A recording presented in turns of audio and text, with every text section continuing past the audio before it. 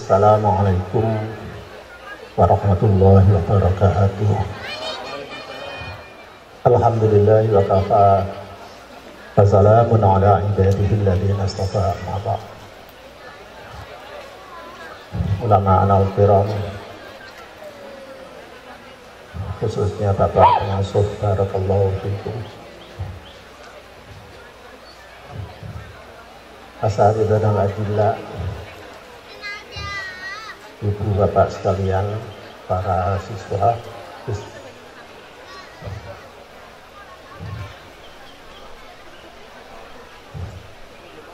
Terus terang saya menjadi terharu ketika diberitahu ada temuan-temuan dari SMP Sains. Pertama gak percaya, atas area SMP iso opo. Pertama itu. Tapi ternyata saya disuguhi produknya. Ini Fik N, bukan Fik apa namanya itu, Jumbo L dari minyak goreng. Terus tak jajan, dan betul aroma mentolnya ada. Cuma secara akal saya iki wis diuji kesehatannya di laboratorium apa enggak? Gak percaya takutnya Gus Gopal, aku mau yakin ngono. Terus jawaban saya begini, karena ini santri saya husnudzon, mesti aman lahir batin.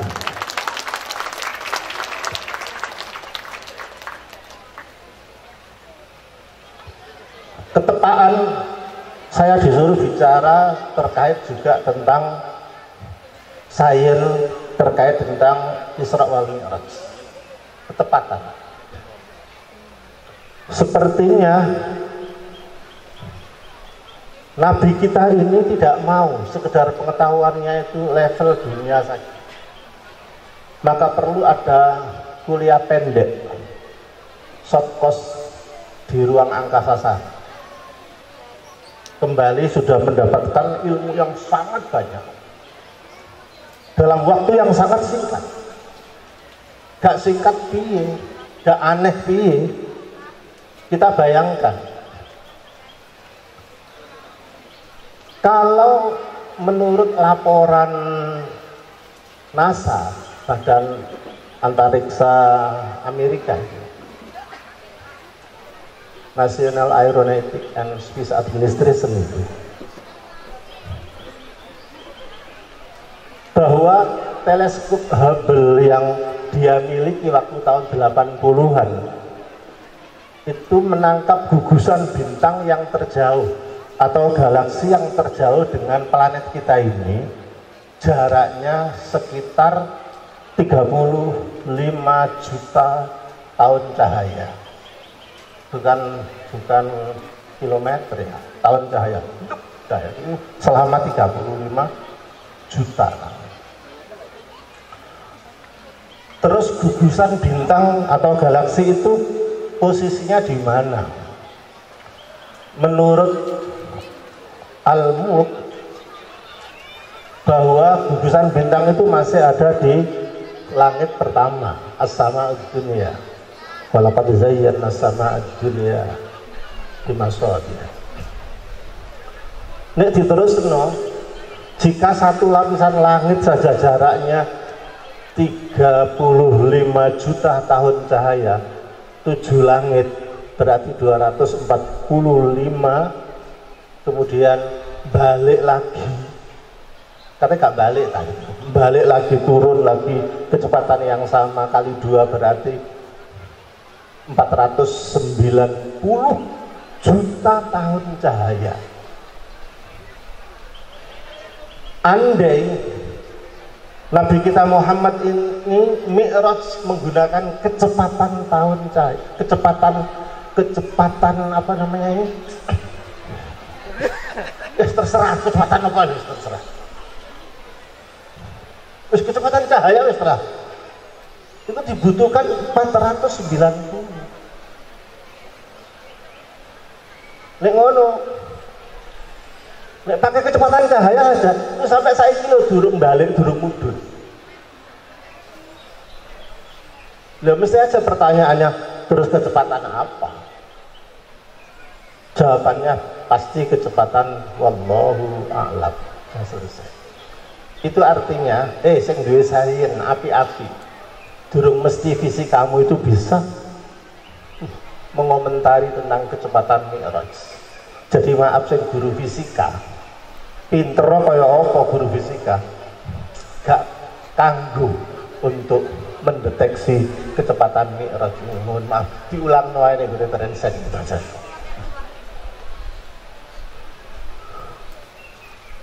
Menurut Pak D saya, namanya Albert Einstein.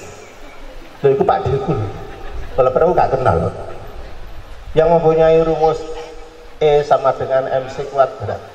Gak mungkin ada benda padat yang terbang melampaui kecepatan cahaya, mesti berantakan, pasti.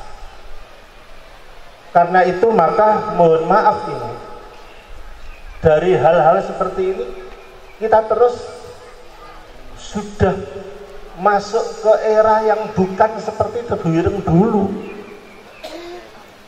Tebuireng sekarang sudah beda, sangat beda. Semua kisi-kisi di dalam Al-Quran ini diusahakan digali sebaik-baiknya. Tidak ada ilmu dunia, tidak ada ilmu akhirat. Semua ilmu adalah bisa dimanfaatkan kehidupan dunia sekaligus pengantar kebahagiaan di akhirat. Lewat apa? Ya ojo ngomong anggite swarga itu kena dibeli dengan tasbih ta. Ngene-ngene tok. Maaf ya, saya mau tanya di sini. Arek SMP, arek SMP. Nih. Awas SMP. Sing menemukan listrik sapa? Sopo? Thomas Alpha Edison. Iya tak? Bener tak?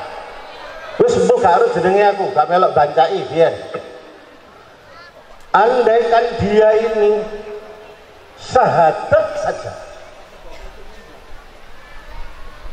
andaikan penemu listrik ini syahadat saja, mungkin dosa yake, mungkin gak sembahyang, mungkin maksiat. Dengan temuannya ini dimanfaatkan oleh orang sedunia dan terus menerus. Demi Allah aku bersumpah, gak mungkin Gusti Allah mlebokno neraka. Mesti karena jasa ilmunya temuan tadi itu. Wes kan jadi ilmu manfaat. Bukan hanya dengan ilmu yang agama terus di Fatihah itu, ilmu apapun yang bisa dimanfaatkan oleh orang lain. Inilah adalah deposito untuk kita sowan di hadapan Gusti Allah, mempersembahkan ibadah. Karena itu maka ya maaf saja ini, doa kita bukan diawali dengan kebahagiaan akhirat, bukan. Jajal sih, Rabbana atina fid dunya dulu. Rabbana atina fid dunya hasanah, hasanah fid dunya, hasanah fid dunya, fid dunya hasanah. Wa fil akhirati hasanah. Kenapa hasanah diulang 2 kali? Kok gak ngene? Ya nek guru bahasa Arab Tebuireng tungone ngene. Rabbana atina fid dunya wal akhirati hasanah. Yo. Itu lah bahasa Arab lah. Kenapa diulang? Jawabannya karena hasanah fid dunya itu beda dengan hasanah fil akhirah. Sekarang kalau kita tanya, untuk menciptakan hasanah fid dunya itu piye? Jawabannya adalah pakai kurikulum, pakai ilmu, pakai silabi, pakai pemikiran dan lain-lain. Karena itu maka mohon maaf ini, temuan-temuan ini oleh Kiai Abdul Hakim Mahfud tadi itu sudah dirasani. Ini adalah aset terbaik. Ini aset yang bersifat manfaat bagi manusia. Itu anfa'uhum linnas, sudah jelas. Tinggal saja diteruskan, kemudian kerjasama dengan perusahaan mana, produk mana, bisa menciptakan produk yang bagus tapi harganya murah. Mohon maaf, negeri ini dalam tanda kutip, bisnis itu banyak dipegang oleh bajingan yang nggak santri.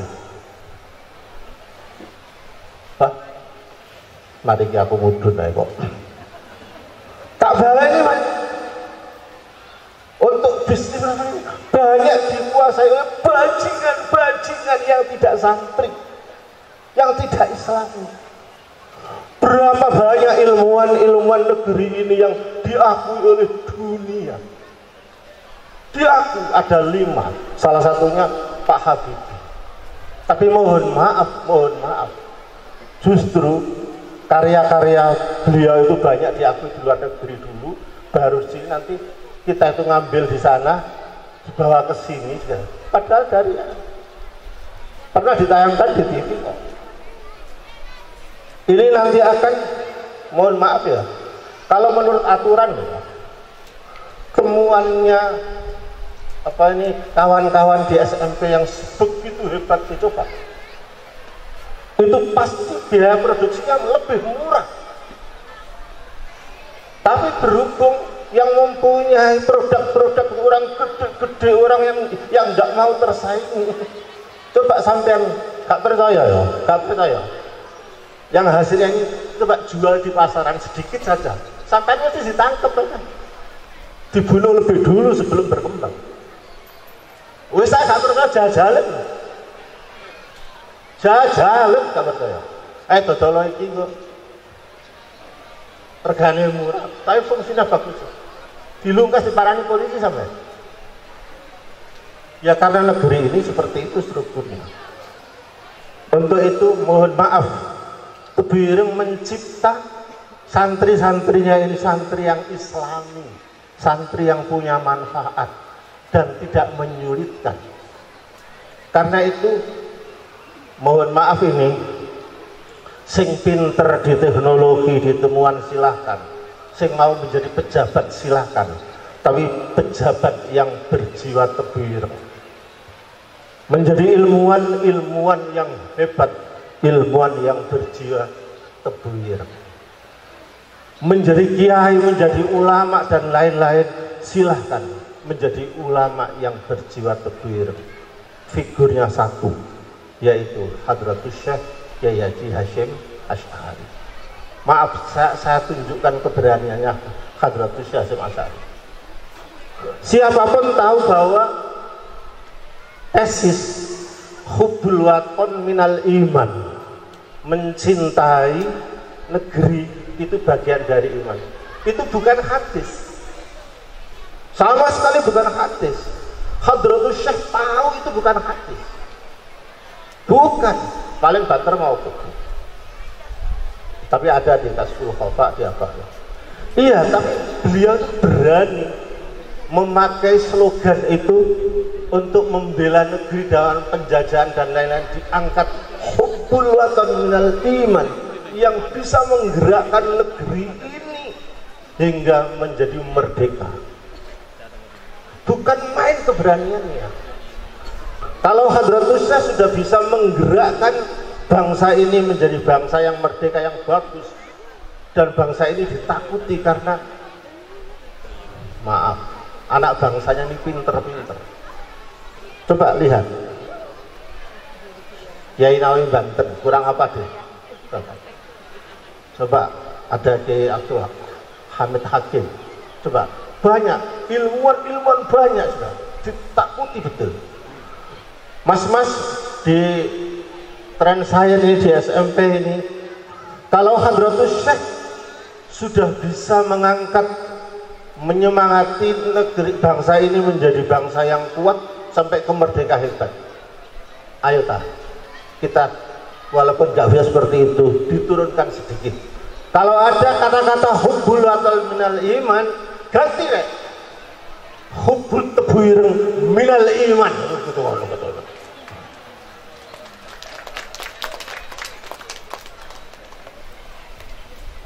Ya aku gak mungkin mengharap santri SMP sini ini juara lomba baca kitab Ibnu Katsir, gak mungkin. Itu nggone di Walimi. Iya. Tetapi ingatlah baik-baik bahwa hasanah yang pertama di dunia dulu, di dunia dulu. Itu tadi ada apa? Ada plastik ya, yang ramah lingkungan. Memang kosnya tinggi. Saya gak mungkin tahu, wong dalam dunia bisnis itu yang murah kok iso semua. Tapi kan kita bisa menyodorkan itu. Tapi kita kan bisa menawarkan itu setelah diproses menjadi yang terbaik. Coba akan menjadi merek sendiri, diuji. Coba beginilah cara berpikir ilmuwan santri dan ilmuwan yang tidak santri. Ilmuwan santri tidak sekedar maaf untuk memberi manfaat saja. Ilmuwan santri tidak menginginkan menggaruk keuntungan besar-besarnya, enggak.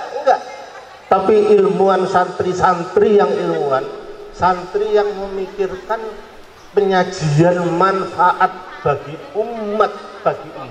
Karena ini saya sekedar bersemangat saja, karena tadi sudah dipameri ada berapa jumlahnya? 37. Ya Allah, 37. Pak Kiai, umpama 37 ini 50% saja bisa direalisir, bisa diprodukasikan. Masya Allah, bukan main. Produk tebu ireng yang begini, yang Islamnya begini. Kalau begitu Mas Gofar lah, tolong wis ndelok duit sing akeh gawe pabrik dhewe lah wis.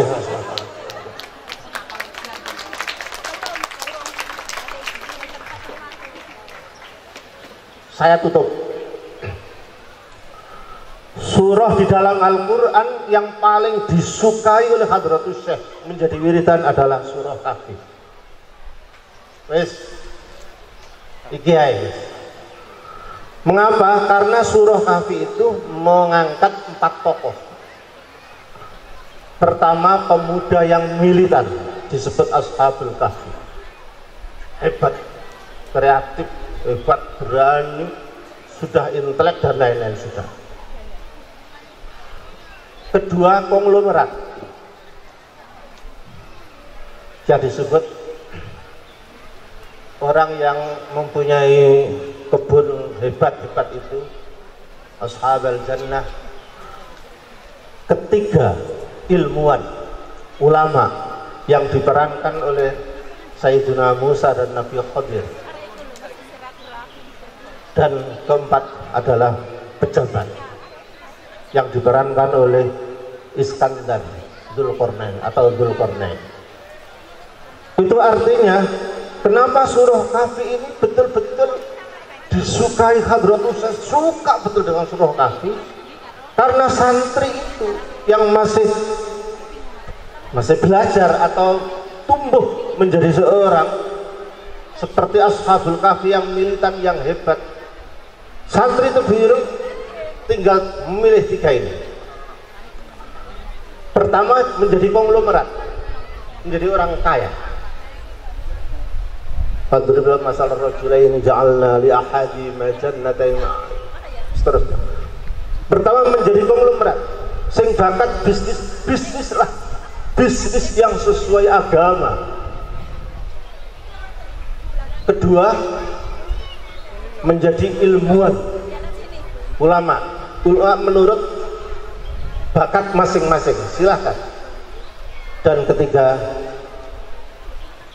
pilih menjadi pejabat. Ini semua penting. Saya kira-kira ya santri itu biru sing kekar hebat itu nek sing anu wis dadi jenderal ae. Ulangane angel. Kongkon ngapalno nazam yo bulet. Wis babah wis sak iso-isone wis engko tamat kebiru wis dadi pejabat. Saya kira itu jadi konglomerat saja. Loh, kenapa dalam surah Kahfi ini urutannya kok seperti itu? Pemuda masih santri menjadi konglomerat, kemudian ilmuwan, pejabat. Pertama, karena uang ini menjadi sangat penting. Ja'alallahu lakum qiyaman. Caranya membuat universitas, bagaimana caranya membuat trensen kalau tidak ada uang.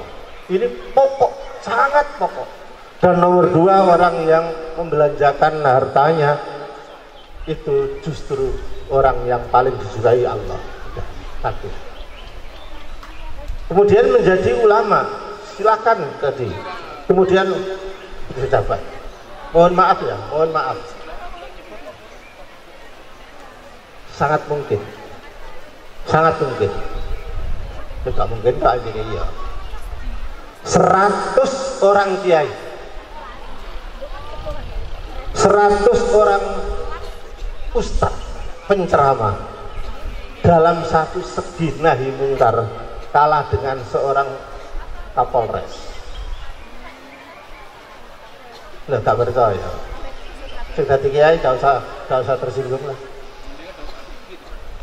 Tak baleni mana? 100 orang kiai penceramah ustadz dalam satu hal nahi mungkar bisa kalah efektif dibanding seorang kapolres. Tak betekno, ayo ning gone cedeke pojokan itu desa itu gone adu jago di backup halah iya ngiringane ya ada pondoke pidato iku dosa ngene-ngene gak ngarah direken enggak tekno kiai wis ngono. Seorang kapolres para nono sikat buyar kamu. Makanya santri itu diiring oleh Hadratus Syekh digagas dalam surah Al-Kahfi tadi itu perannya adalah Dzulqarnain. Turun sebelumnya ulama, sebelumnya itu konglomerat. Subhanallah, seterusnya. Dan saking senengnya Hadratus Syekh terhadap surah Kahfi, di sini baru saya ungkap. Dulu sudah pernah sampai beliau itu mempunyai wiridan surah Al-Kahfi, dan mohon maaf, menurut teori perkuburan, kurikulum perkuburanan, wis mbuh iki pokoke ngono. Menurut kurikulum perkuburanan, nek wali iko password ini atau saya wali iko password ini. Waduh. Lah terus password Hadratus Syekh apa? Jawabannya surah Kahfi. Jawaban surah Kahfi itu password untuk alaqah, untuk komunikasi dengan beliau. Ini saya sampaikan karena kawan-kawan yang di sini ini adalah santrinya Hadratus Syekh yang mempunyai modal ilmu, mempunyai modal ilmu, tinggal dipadukan dengan kearifan, keilmuan, kemakrifatan Hadratus Syekh. Dan insya Allah paduan ini tidak main-main, disebut pesantren yang sayen dan yang pesantren. Barakallahu fikum. Mohon maaf. Assalamualaikum warahmatullahi wabarakatuh.